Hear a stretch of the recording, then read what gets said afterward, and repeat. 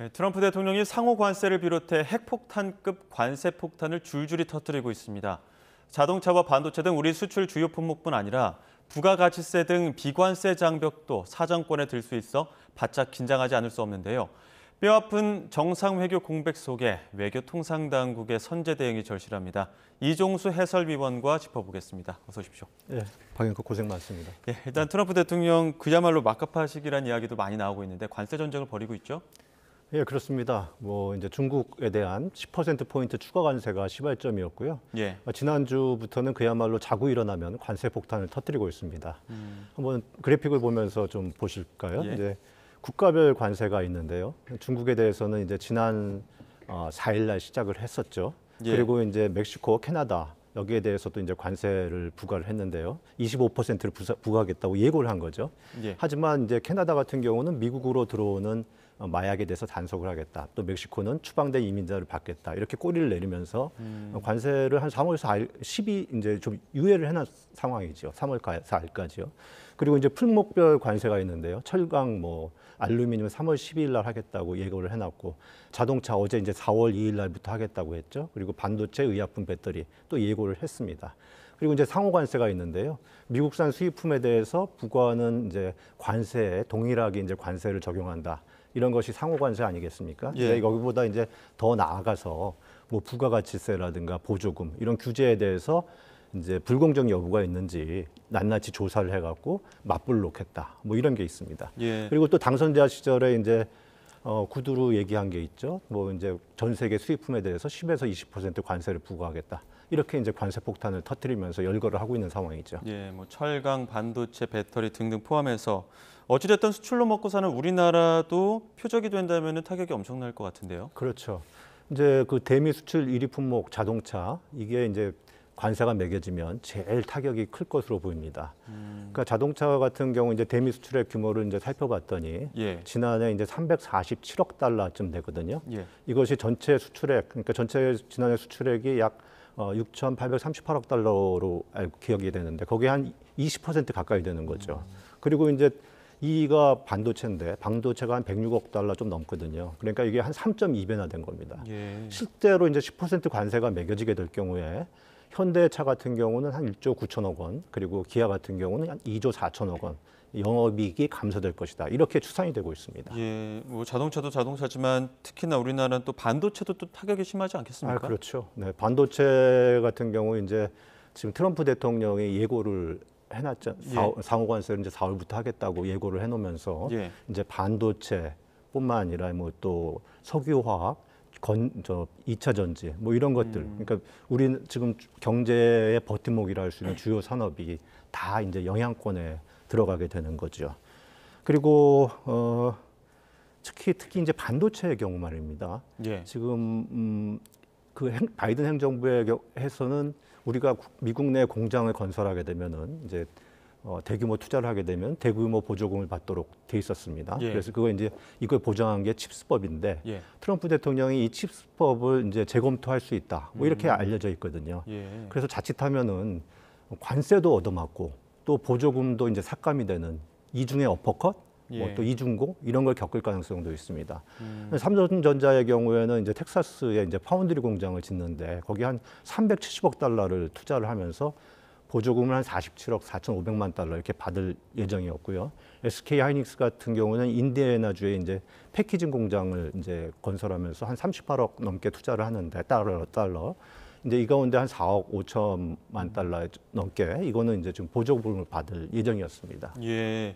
지금 저희가 상호관세 이야기를 굉장히 또 많이 특히나 하고 있는데 상호관세라고 하면 이제 부가가치세나 보조금 같이 이제 비관세 장벽에도 대가를 치르도록 하겠다 이런 전략 아닙니까? 그렇죠. 근데 트럼프 대통령이 이제 상호관세를 부과하겠다고 밝히면서 그 이유도 얘기를 했거든요. 예. 먼저 좀 들어보시고 얘기를 나눠볼까요? 예. 예. Reciprocal makes tariffs really fair. This is going to be the thing that makes our country really prosperous again. And this is going to be what pays down to $36 trillion in debt and all the other things. And this is going to be, this is an amazing day. 네, 이제 그러니까 미국산 수입품에 대해서 이제 부과한 관세만큼 동일하게 관세를 매긴다. 이런 상호 관세, 이거에 이제 종래 개념의 그런 관세 말고도 지금 뭐 말씀하신 것처럼 뭐 부가가치세 같은 역외관세 그리고 또 뭐 보조금 이런 것들에 대해서도 지금 이제 비관세 장벽에 대해서도 그걸 이제 살펴봐서 일일이 관세를 매기겠다는 것이죠. 근데 우리나라 같은 경우는 지금 한미 FTA가 체결이 돼 있어 갖고요. 예. 지금 미국산 수입품에 대해서 실제로는 거의 관세를 매기지 않고 있어요. 때문에 뭐 이제 지금 구글 같은 뭐 빅테크 플랫폼 여기에 대해서 이제 독과점 규제를 한다거나 또 보조금을 그러니까 수출 기업에 대해서죠. 국내 수출 기업에 보조금을 지급한다거나 또 뭐 통관 절차가 지나치게 복잡하다. 또 부가가치세 이런 부분을 이제 꼭 집어서 얘기했으니까 이런 것들을 문제 삼아서 여기를 트집 잡아서 관세를 매길 가능성이 지금 높아 보이죠. 그 위기 속에 좀 기회를 좀 돌파구를 좀 마련을 해야 될 것 같은데 이런 관세 폭탄에서 틈새를 공략할 수 있는 방법은 없겠습니까? 예, 지금 뭐 이제 미 해군 예. 함정 뭐 이런 건조와 같은 이제 방산 분야라든가 또 이제 원전, 태양광 여기서 이제 활로를 찾을 수 있을 것으로 보이는데요. 예. 미국 공화당이 이제 법안을 발의했는데 거기에는 미 해군 함정을 한국, 일본 그리고 나토 북대서양 조약기구죠. 거기 회원국의 조선소에서 건립하는 것을 허용을 했습니다. 그러니까 한 1,500조 규모쯤 되는데 약 200척의 이제 미 해군 함정을 이제 건조하는 그런 시장이 우리나라 같은 이제 동맹국에 열리게 되는 셈이죠. 예. 기억하시겠습니다만 이제 트럼프 대통령 이제 당선인 시절에 윤 대통령과 전화 통화에서 미 조선업 부활에 한국 기업이 참여하기를 희망한다 이렇게 얘기를 했었잖아요. 그러니까 이 부분에 대해서 우리 정부도 지금 상당히 공을 들이고 있습니다. 관련 발언 한번 들어보시죠. 이번에 주목받고 있는 우리 그 조선업 분야 관련해 가지고 한미 조선업 분야의 협력 방안에 대해서도 이번에 협의할 계획이 있습니다. 그리고 이제 그 한 2035년쯤 되면 한 1,600조쯤 되는 이제 글로벌 원전 시장이 이제 그 정도로 성장할 것으로 보이는데 좀 미국의 이제 핵심 기술 부품 여기에 우리나라가 이제 원전 건설하고 뭐 운영하는 그런 능력이 있지 않습니까? 이게 이제 결합이 되면은 세계 원전 시장에서 상당히 최강의 경쟁력을 발휘할 것으로 이렇게 보이기도 하고요. 또 미국이 이제 최근에 중국의 그 태양광 패널용 실리콘 웨이퍼에 고율의 관세를 부과를 했거든요. 그러면서 이제 우리 기업 같은 경우는 어부지를 얻게 된 거죠. 예. 자, 한미 외교장관이 또 트럼프 대통령 취임 이후에 처음으로 만났는데 이 자리에서 혹시 관세 협상에 대해서 좀 진척 있는 논의들이 있었습니까? 네, 그 이제 두 장관이 이제 어제 오후 미넨에서 이제 회담을 열고 그러니까 관세 협상에 물꼬를 텄습니다. 그러니까 두 장관 이 자리에서 이제 조태열 장관 같은 경우는 그러니까 한미가 긴밀히 협력을 해서 상호 이익이 되는 방향으로 상당히 원론적이긴 합니다만 깊이 있는 내용을 담은 거죠. 그런 해법을 찾아보자고 했고 루비오 장관의 경우에는 이런 담당 부처의 이런 장관의 뜻을 잘 전달하겠다 이렇게 화답을 했어요. 그리고 두 장관의 경우에는 이제 지금 뭐 앞서 말씀드린 그러니까 뭐 원전, 조선 그리고 이제 LNG, 액화 천연가스 이런 에너지 분야, 첨단 기술 분야 이것이 이제 두 나라 간의 지금 전략적 협력 과제다 이렇게 뭐 공감하고 적극 협력하기로 했다고 합니다. 예.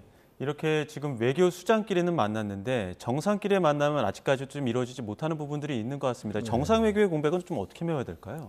예, 뭐 이렇게 주목하신 분은 알겠지만 이제 트럼프 대통령은 일단 그 관세 폭탄을 예고를 합니다. 그래서 이제 상대를 이렇게 두렵게 만들죠.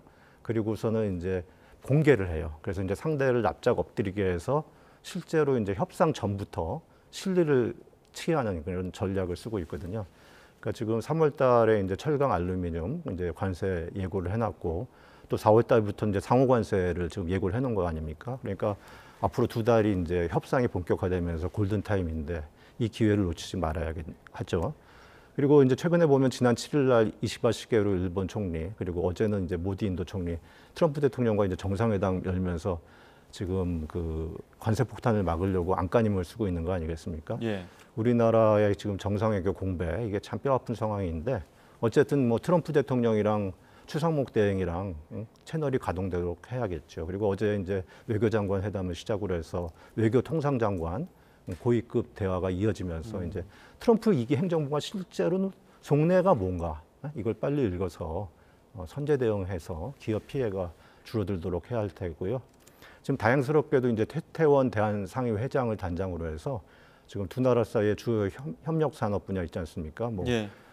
앞서 언급한 것들, 뭐 자동차, 철강, 뭐 또 반도체, 뭐 플랫폼 등등 여기에서 한 그 기업, 우리 민간 기업 대표들 26명으로 경제사절단을 꾸렸어요. 그래서 이 민간 경제사절단이 이제 오는 19일, 20일 워싱턴 DC를 방문하게 됩니다. 그래서 이제 한국이 상당히 미국에 대한 모범적인 투자 국가다. 그러면서 이제 실제로 뭐 구체적인 수치도 다 얘기를 해주고 또 고위급과 이제 접촉을 하면서 지금 통상 외교를 펼칠 예정이거든요.